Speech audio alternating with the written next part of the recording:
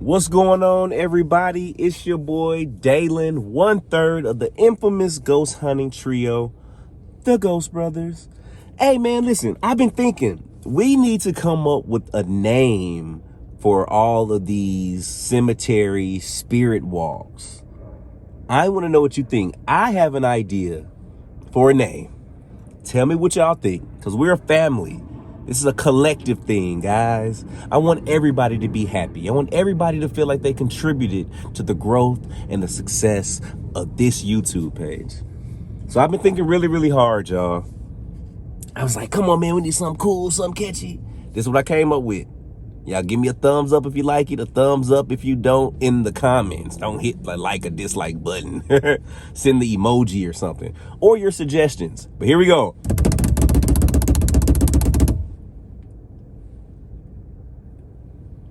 Dalen Talks. Man, what y'all think? No, I'm just playing. No, but seriously, graveyard shift. What y'all think about that, man? The graveyard shift. I think that's kind of cool. We go to the graveyards, go to the cemeteries, man, and we talk to the spirits. So we call it the graveyard shift. We get t-shirts made with graveyard shift on, maybe some hats, have merch going, man. We can all be like, now you'll be out and about in public, and then you see another person with a graveyard shift shirt, and y'all can just look at each other, and maybe we come up with a hand sign. Maybe it's like, or maybe it's like,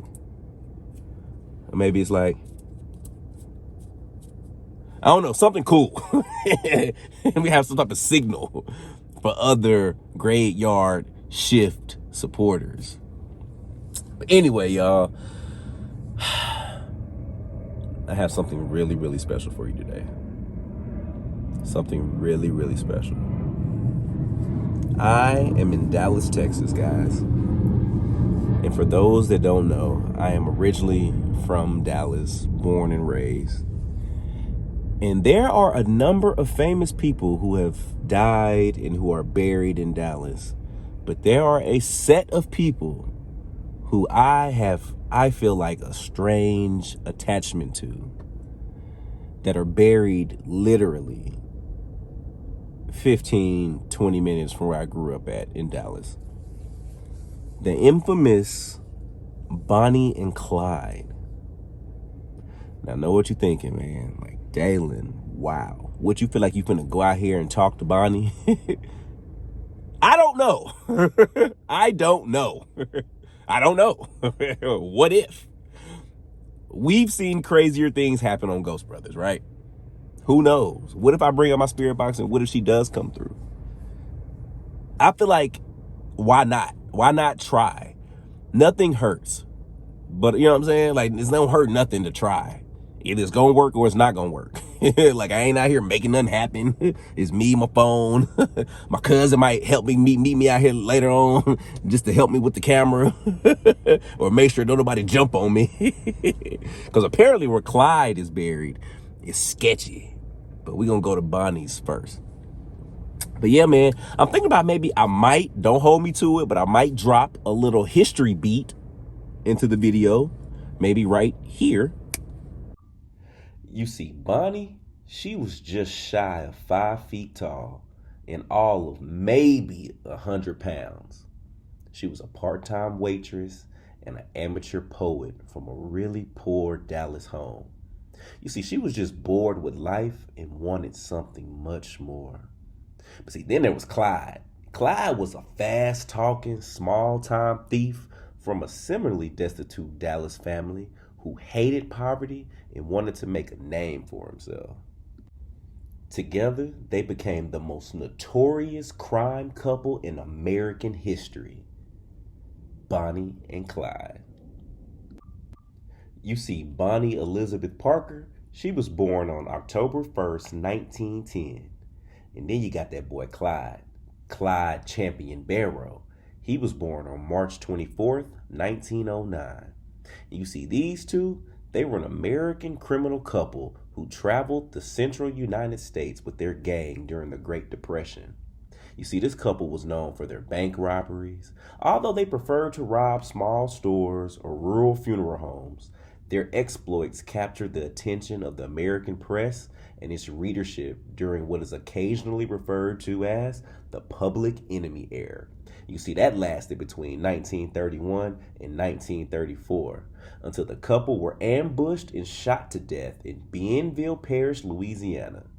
They are believed to have murdered at least 9 police officers and 4 civilians.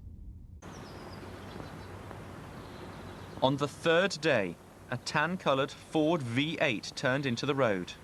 It looks like the car, fellas. The police recognized Clyde as the driver.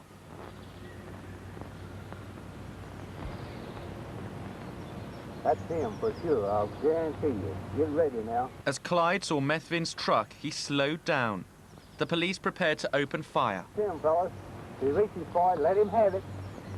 Look down.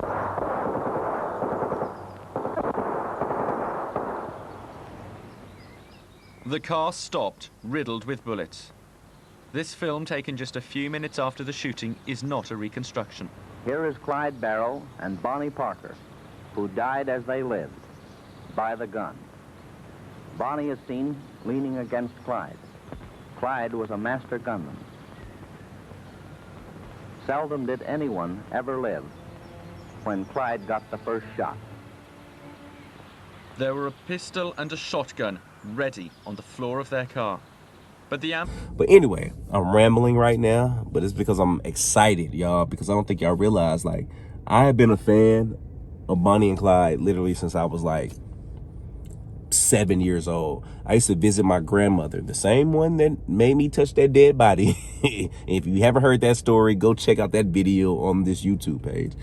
But yeah, she used to always take me to the library. And she was real big on me reading. She didn't care what I read as long as I was reading. And so I remember picking up this book called Ambush, the true story of Bonnie and Clyde. And I was flipping through the pages, and there was a dead picture of Bonnie and Clyde. And I remember seeing it at 7. I was like, damn, that's crazy. They put that in the book. I was like, I want to read this book. Now that I think back, I don't know why my grandmama didn't think I was like a serial killer or something. But she was like, okay, baby, you can read that book with the dead bodies in there. But I got it, man. I read that book and I just fell in love with the story. I fell in love with the iconic features of Bonnie and Clyde, man. And then I had to really, as an adult, I was trying to figure out, why was I so connected and drawn to like these gangsters of like the 1930s, the bank robbers, from Bonnie and Clyde to John Dillinger, the Babyface Nelson, the Pretty Boy Floyd, to Ma Barker, like all of these people. Like, if anybody that knows me, like really, really knows me, knows that like I am so drawn to all of these stories. Like, I feel like in a past life, like I was there. Like I had to be in the mix some kind of way, because I feel way too connected to these stories. And I think it's more so about, because I don't condone, robbing, killing, stealing, like none of that stuff. But I think it's more so just like the hustle by any means necessary. Like, that's what just draws me to these stories. And to realize Bonnie and Clyde, like, they was only like 22, 23 years old. Like, they was young. And they did something so infamous that has them remembered for 100 years, man. Like, the story's dope. Let's talk about it a little bit.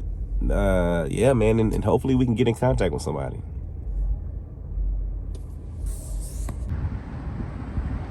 All right, y'all, here we are. Crown Hill Memorial Park and Mausoleum, conveniently structured across the street from Fiesta Groceries. Now look, I grew up in Dallas, born and raised, and I have never, ever come to the place that Bonnie Parker was buried. And I know she didn't have much when she was alive, so I guess I wouldn't expect her to be placed in some overly elaborate, I guess, cemetery like others that we've seen.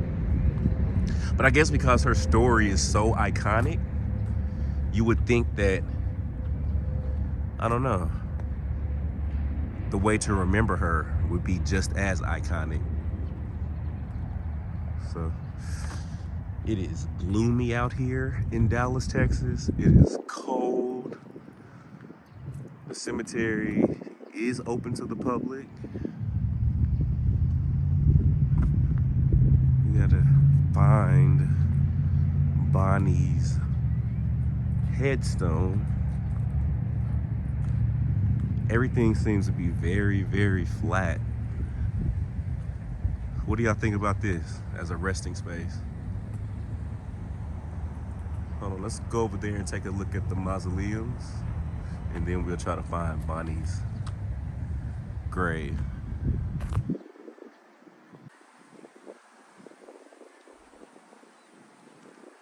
A lot of people put a lot of love into these plots out here. It's a lot of flowers. It's a lot of flowers. This mausoleum over here.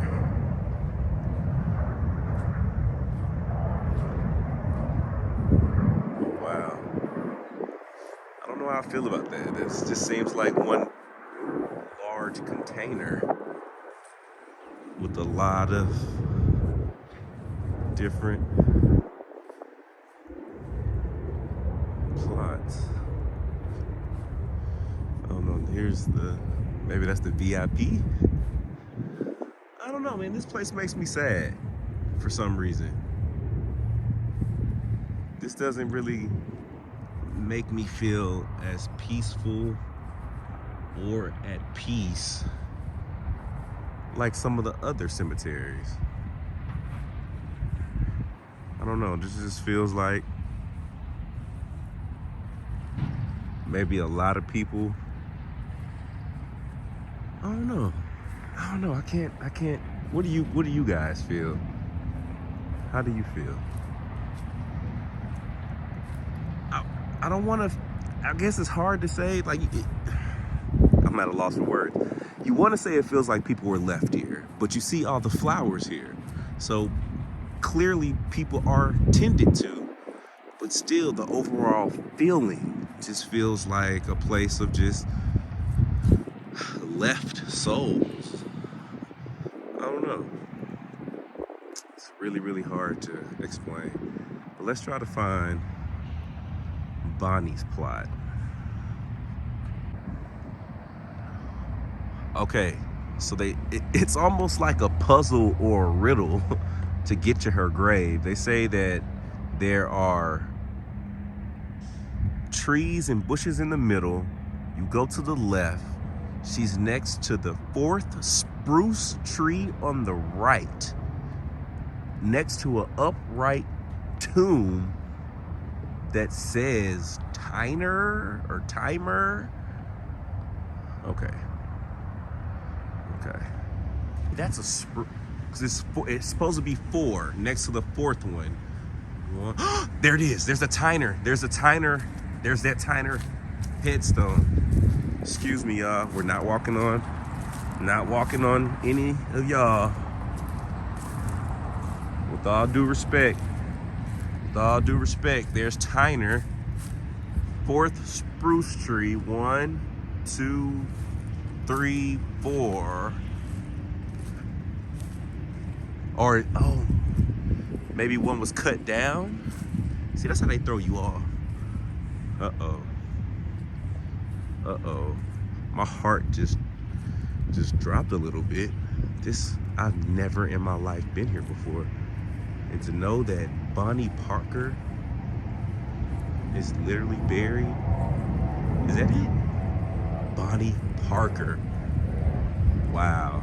Hold on, let me make sure I step on the side and not on top. Bonnie Parker. October 1st, 1910 to May 23rd, 1934. As the flowers are all made sweeter by the sunshine and the dew, so this old world is made brighter by the lives of folks like you. Oh, wow. They say people leave all types of just trinkets here to honor and to show their respect. So someone put a cigar, you know, the infamous photo of Bonnie Parker smoking a cigar. What's funny about that is they say she hated that photo got out because she didn't smoke cigars. She just only did it for that one photo. Look at the cap gun. The bottles of liquor. Oh, wow. The lipstick.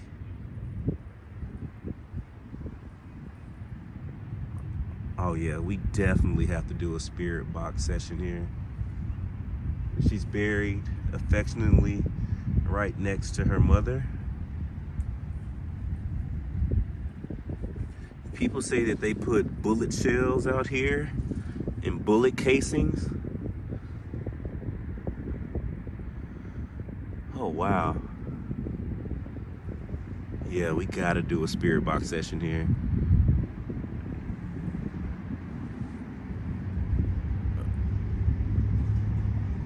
Oh, wow, that's so cool.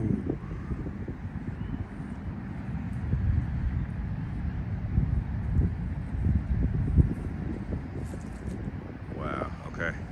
Nobody's even out here, which is, I don't know, it makes me feel kind of sad. I know Bonnie and Clyde weren't like the best, like they weren't doing the best of things, but like, I don't know. Their story has always resonated. Wow.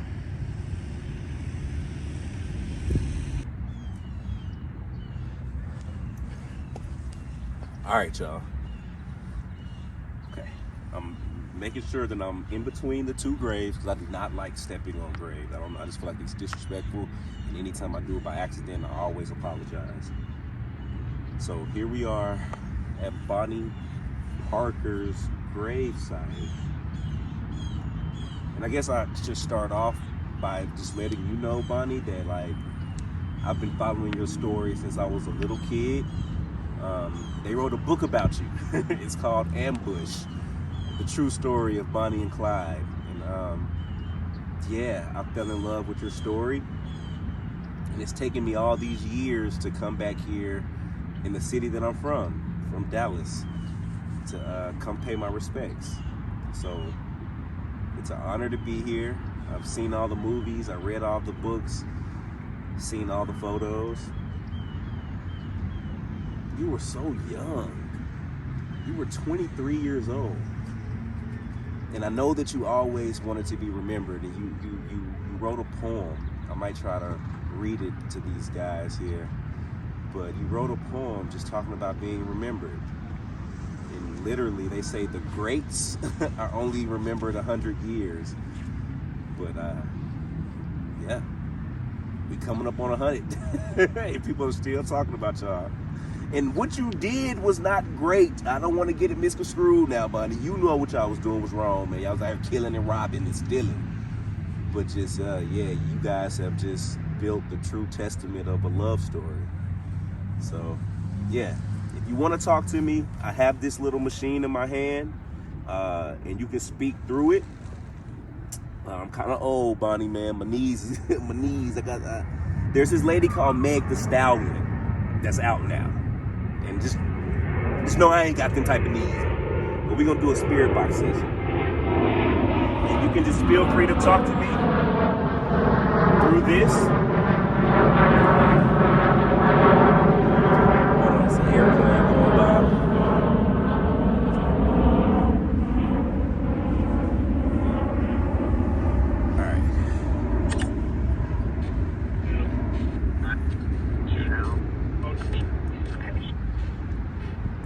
Is there anyone here with me right now? That say me? Me? What is your name?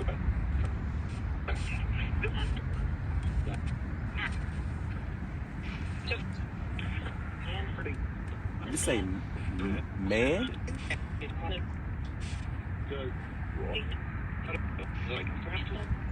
What? Bonnie, are you here?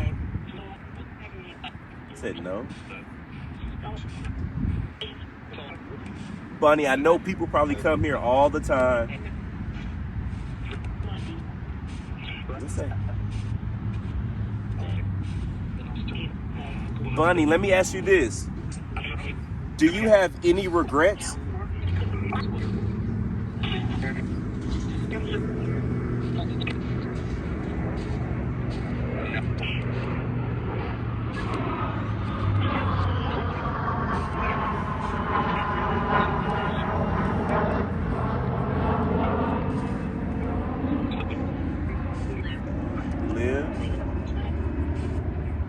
Bonnie. Miss Parker. Rosemary.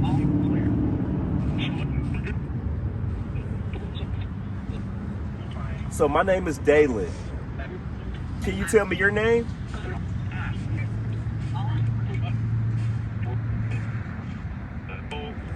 So the wind is blowing, the cars are driving by, it's airplanes over, it's hard for me to hear. So I'm gonna have to go back and review this. Bonnie, do you have anything you want to say to the people that love you?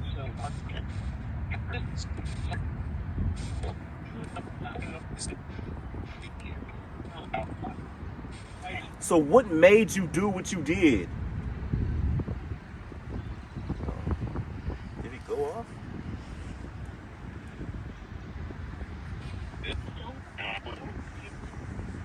Bonnie, do you regret doing all the bad things that you did?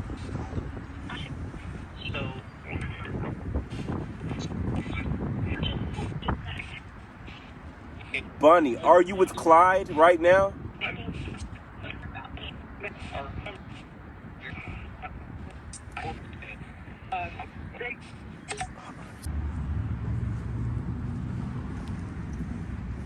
Had to stretch my legs.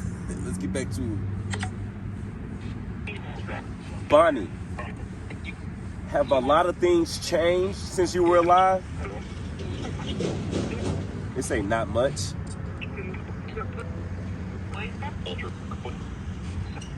What's the one thing you miss the most?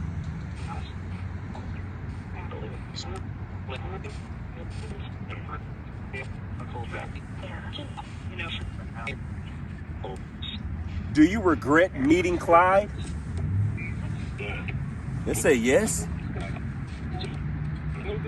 A little bit. Why do you regret meeting Clyde?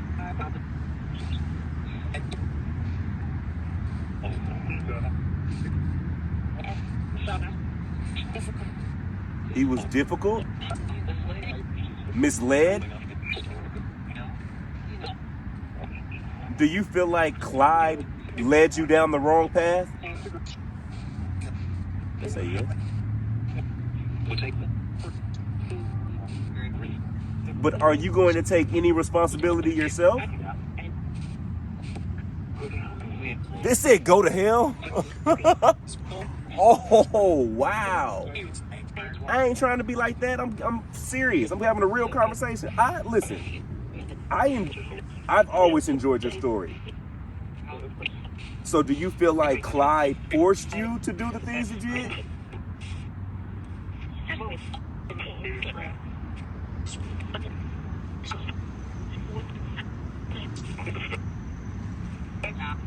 Yes. Did you really love Clyde?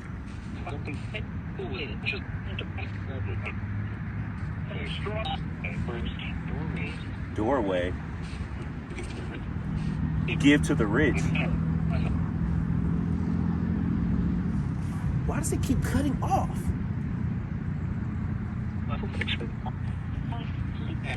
Do you feel like Clyde loved you? Extremely.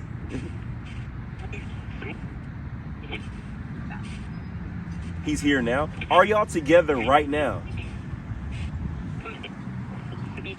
Maybe. He's in there. Okay, let me ask you this. This is a real question now. I apologize if you get offended. What's that? You're mad? Did you go to heaven or hell?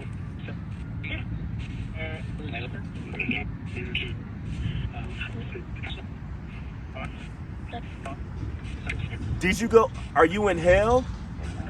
No. Okay.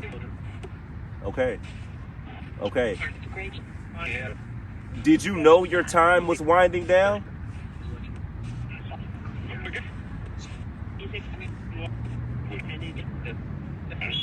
Yes. If you could do it all over again, would you still do it?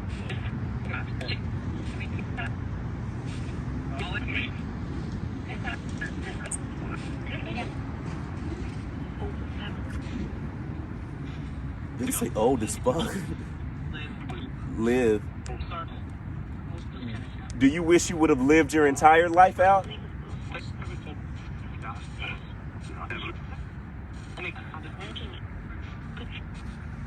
Do you wish you grew to see an old age?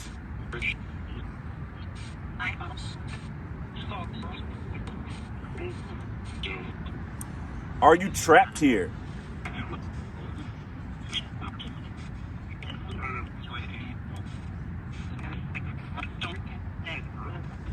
Dead? Anything else? I really appreciate that. I'm going to go see Clyde's grave as well. Is there anything that a message you want me to relay to him?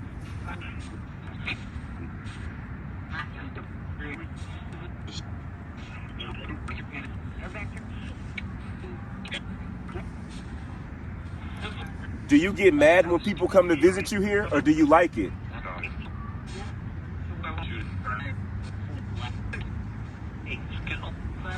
You say get off? Get off step? Am I stepping on your?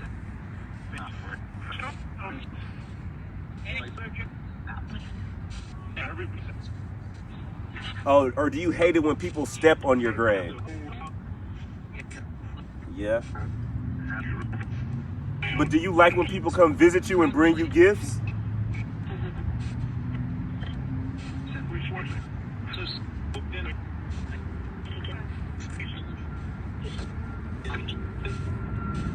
Well, Bonnie, I just want to let you know I appreciate your time.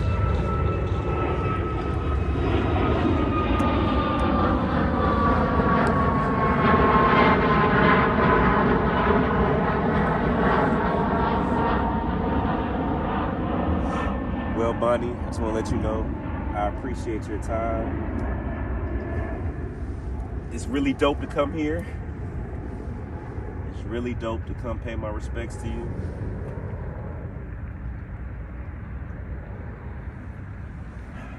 Thank you for your time and thank you for the conversation. I'm gonna let you rest.